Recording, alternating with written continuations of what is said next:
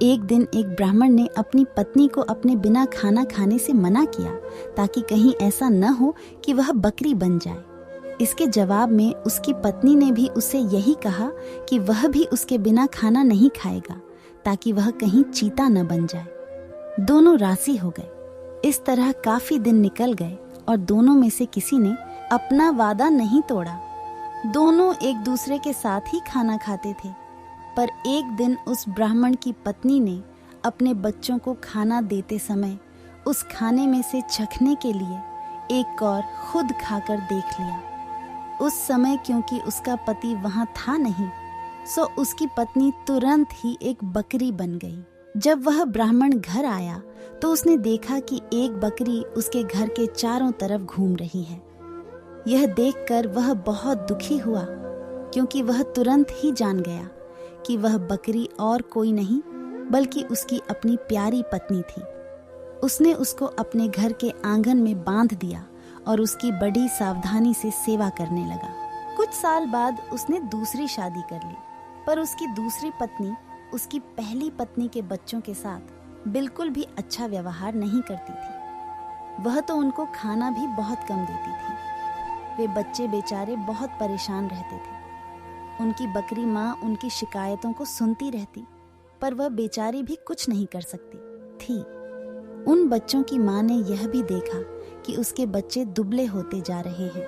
इसीलिए एक दिन उसने अपने बच्चों में से एक बच्चे को अपने पास बुलाया और उससे दूसरों को भी यह बात चुपचाप बताने के लिए कहा कि जब भी उनको भूख लगे तो वे एक डंडी से उसके सींगों को मारें। ऐसा करने से उसके सींगों में से कुछ खाना निकल आएगा जिसे वे खा सकते थे। बच्चों ने ऐसा ही किया। अब जब भी उनको भूख लगती तो वे अपनी बकरी माँ के सींगों में डंडी मारते। इससे उनमें से कुछ खाना निकल आता और वे उसको खाकर अपना पेट भर लेते। इससे धीरे धीरे उनकी तंदुरुस्ती अच्छी होने लगी। पर यह तो उस सौतेली माँ की उम्मीदों के खिलाफ हो रहा था। उसके सौतेले बच्चे तो बजाय दुबले होने के और ज्यादा तंदुरुस्त होते जा रहे थे, जबकि वह खुद उनको बहुत कम खाना देती थी। वह उनको इतना तंदुरुस्त देखकर बहुत ही ताज्जुब में पड़ गई कि यह सब कैसे हो रहा था। कुछ समय बाद उस ब्राह्मण की दूसरी पत्नी ने एक आँख की बेटी को जन्म दिया। वह अपनी उस कानी बेटी को बहुत प्यार करती थी और उसकी किसी भी जरूरत को तुरंत ही पूरा करने को तैयार रहती थी, जिसको वह समझती थी कि वह उसको चाहिए। कुछ दिनों बाद जब वह लड़की काफी बड़ी हो गई, चलने फिरने लगी, बोलने चालने लगी, अच्छी तरह बात करने लगी, तो उसकी माँ उसको दूसरे बच्चों के साथ बाहर खेलने के लिए भेजने लगी। उसने उसको यह भी कहा कि वह अपने बड़े भाई बहनों पर निगाह रखे कि वे कब और कैसे खाते पीते हैं। लड़की ने कहा, ठीक है।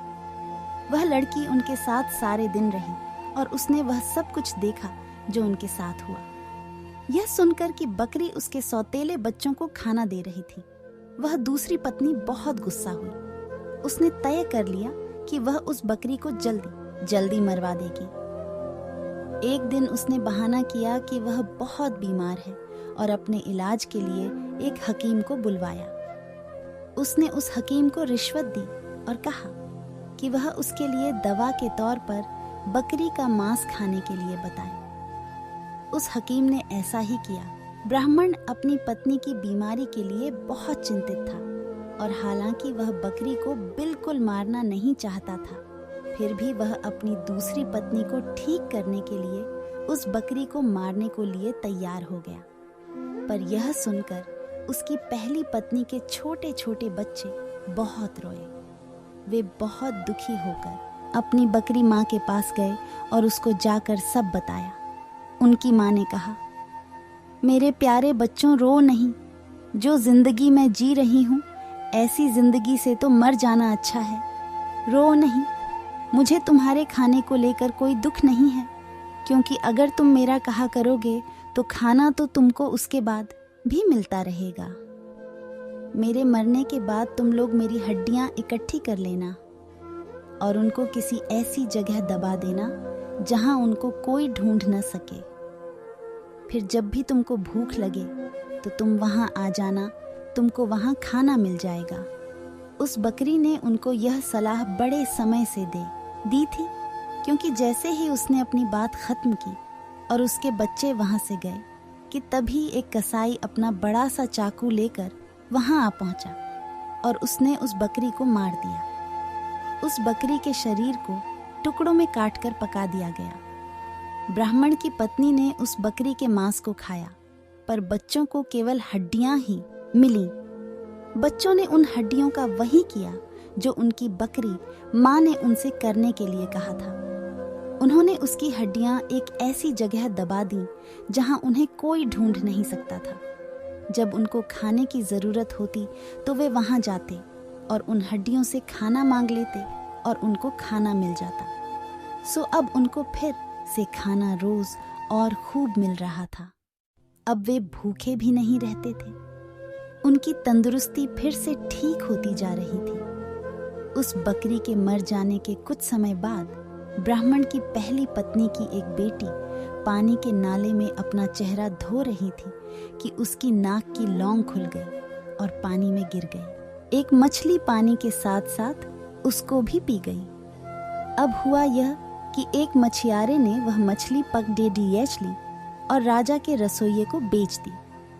रसोइये ने जब उस मछली को पकाने के लिए काटा तो उसको यह देखकर बड़ा आश्चर्य हुआ कि उसके अंदर तो नाक की एक लौंग थी। वह उसको लेकर राजा के पास गया तो राजा को भी उसमें रुचि हो गई। राजा ने अपने राज्य में यह मुनादी पिटवा दी कि जिस किसी की भी नाक की लौंग खो गई हो वह उसको राजा से आकर ले जाए।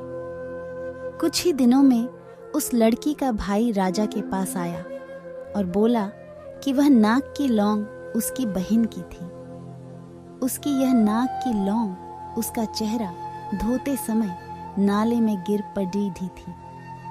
राजा ने उस एल्लेडेहेकी को बुलाया तो वह उसकी सुंदरता और अच्छा व्यवहार देखकर इतना प्रभावित हुआ कि उसने उससे शादी कर ली और उसके परिवार की भी खूब सहायता की।